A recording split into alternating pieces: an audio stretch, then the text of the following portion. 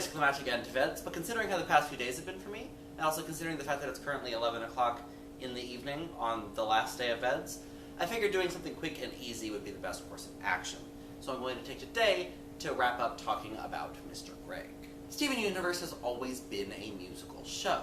Musical numbers are sprinkled throughout various episodes, but only one per episode, and not every episode. So imagine my surprise when this episode comes along and there are 6 songs in it.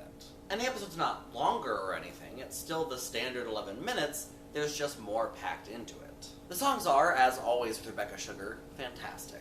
They're a fun mix of rock songs when Greg is singing, and more slow, sad ballads with Pearl's song. It reflects the differences between these two personalities, which is a big part of this episode. Like with most musical episodes of TV shows, this one allows us to explore an aspect of the show that hasn't really been focused on, and yet is still important to the overall show.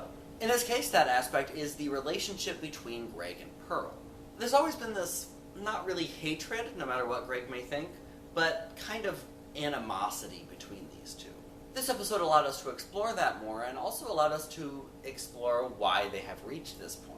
Both Greg and Pearl have been dealing with their own stuff that kind of stops them from talking about it, and it takes that nudge from Steven to get them to finally reach the point where they can start talking. This episode deals with this relationship remarkably well. It takes it seriously, and it's able to get that point across really well in such a short amount of time. And even though this episode is only 11 minutes long, it never feels rushed. That's pretty impressive considering, again, there are 6 songs in this 11-minute episode. Obviously, I am almost always going to like a musical episode. But this one especially is so well put together and so well crafted that it is easily one of my favorite Steven Universe episodes. And with that, that is another VEDS done.